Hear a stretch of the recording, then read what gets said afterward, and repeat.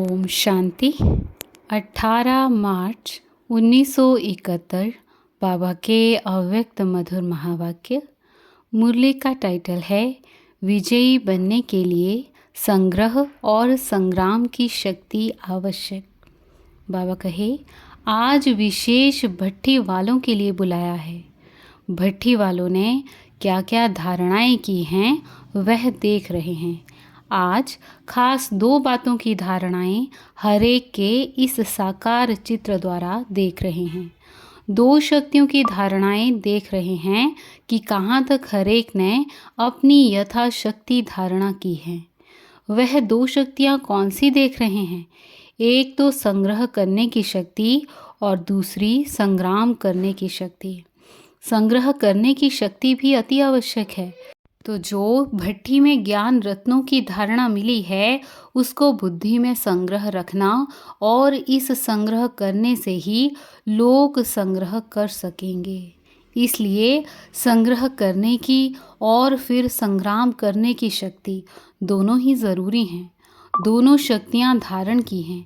दोनों में कोई की भी कमी होगी तो कमी वाला कभी भी सदा विजयी नहीं बन सकता। जिसमें जितनी संग्रह करने की शक्ति है उतनी ही संग्राम करने की भी शक्ति रहती है। दोनों शक्तियां धारण करने के लिए भट्ठी में आए हो तो शांति स्वरूप बने हो।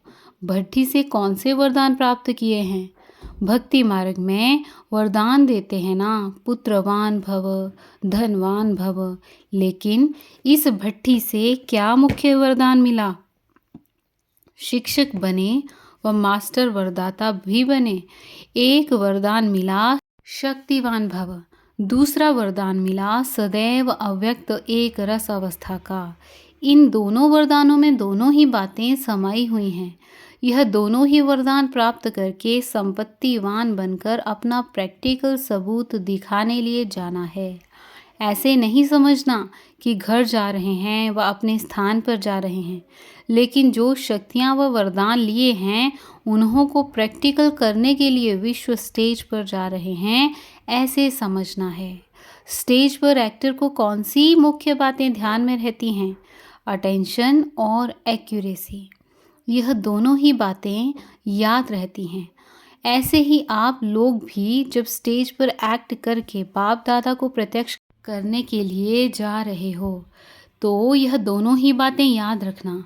हर सेकंड, हर संकल्प में अटेंशन और एक्यूरेट, नहीं तो बाप दादा को प्रत्यक्ष करने का श्रेष्ठ पाठ बजा नहीं सकेंगे। तो अब समझा क्या करने जा रहे हो? बाप दादा को प्रत्यक्ष करने का पार्ट प्ले करने जा रहे हो। यह लक्ष्य रख कर के जाना। जो भी कर्म करो पहले यह देखो कि इस कर्म द्वारा बाप दादा की प्रत्यक्षता होगी। ऐसे भी नहीं कि सिर्फ वाणी द्वारा प्रत्यक्ष करना है, लेकिन हर समय के हर कर्म द्वारा प्रत्यक्ष करना है। ऐसे प्रत्यक्ष करो जो सभी आत्माओं के मुख से यह बोल निकले कि यह तो एक एक जैसे साक्षात बाप के समान है। आपका हर कर्म दर्पण बन जाए, जिस दर्पण से बाप दादा के गुणों और कर्तव्य का दिव्य रूप और रूहानियत का साक्षात्कार हो। लेकिन दर्पण कौन बन सकेगा? जो ना सिर्फ संकल्पों को लेकिन इस देह अभिमान को भी अर्पण करेगा। जो देह अभिमान को अर्पण करता है उसका हर कर्म दर्पण बन जाता है। जैसे कोई चीज़ अर्पण की जाती है तो फिर वह अर्पण की हुई चीज़ अपनी नहीं समझी जाती। तो इस देह के भान को भी अर्पण करने से जब अपनापन मिट जाता है तो लगाव भी मिट जाता है। ऐसे समर्पण हुए हो। ऐसे समर्पण होने वालों की निशानी क्या रहेगी? एक तो सदा योग युक्त और दूसरा सदा बंधन मुक्त। जो योग युक्त होगा वह बंधन मुक्त ज़रूर होगा। योग युक्त का अर्थ ही है देह के आकर्षण के बंधन से भी मुक्त। जब देह के बंधन से मुक्त हो गए तो सर्व बंधन मुक्त बन ही जाते हैं। तो समर्पण अर्थात सदा योग युक्त और सर्व बंधन मुक्त, यह निशानी अपनी सदा कायम रखना। अगर कोई भी बंधन युक्त होंगे तो योग युक्त नहीं कहलाएंगे। जो योग युक्त होगा तो उनकी परख यह भी होगी, उनका हर संकल्प हर कर्म योग युक्त होगा। क्योंकि जो भी युक्तियाँ सर्व प्रकार की मिली हैं उन युक्तियों की धारणाओं के कारण युक्ति युक्त और योग युक्त रहेंगे। समझा परख की निशानी। इससे अपने आप को समझ सकते हो कि कहाँ तक पहुँचे हैं। इसलिए कहा कि संग्रह और संग्राम की शक्ति दोनों भरकर जाना। रिजल्ट क्या देखी? सर्टिफिकेट मिला। एक अपने आप से सेटिस्फाई होने का सर्टिफिकेट लेना है, दूसरा सर्व को सेटिस्फाई करने का सर्टिफिकेट लेना है, तीसरा संपूर्ण समर्पण बनने का। समर्पण यह नहीं कि आबू में आकर बैठ जाएं, तो समर्पण होने का भी सर्टिफिकेट लेना है। चौथा, जो भी ज्ञान की युक्तियाँ मिली उनको संग्रह करने की शक्ति का सर्टिफिकेट भी लेना है। यह 4 सर्टिफिकेट अपनी टीचर से लेकर जाना। कोई बात में 100 मार्क्स भी इस ग्रुप को हैं। वह कौन सी बात? पुरुषार्थ के भोलेपन में 100% हैं। पुरुषार्थ में भोलापन ही अलबेलापन है और एक विशेष गुण भी है। वह यह है कि सभी को अपने में परिवर्तन करने की तीव्र इच्छा ज़रूर है।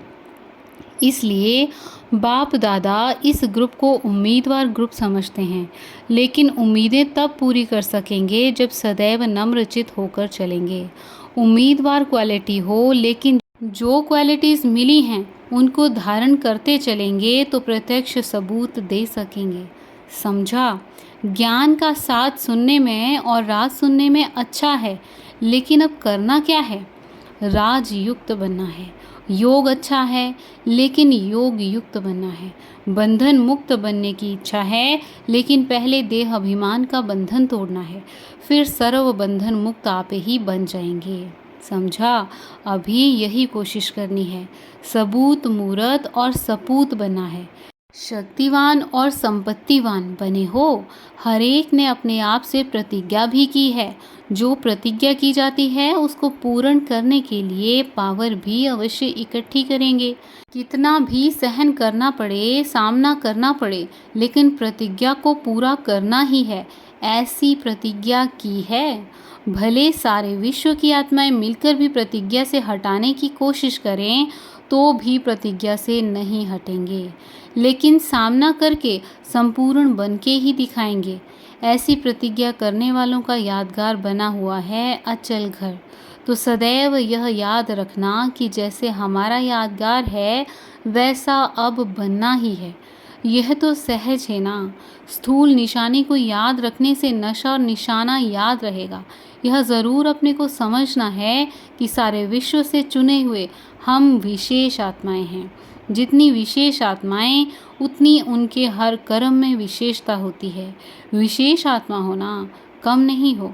सभी मधुबन निवासियों को अपने को प्रैक्टिकल विशेष आत्माएं दिखाकर अपने इस ग्रुप का नाम बाला करना है। ऐसा ही लक्ष्य रखना कि कहेंगे कम लेकिन करके दिखाएंगे। आपके इस ग्रुप की यह विशेषता देखेंगे। स्टेज पर जाकर ऐसा पाठ बजाना जो सभी वंस मोर एक बार और भी करें। समझा? आपकी निमित्त टीचर्स आपके ग्रुप को बार बार निमंत्रण दें और ग्रुप्स को एक एग्जाम्पल बनकर दिखाना है।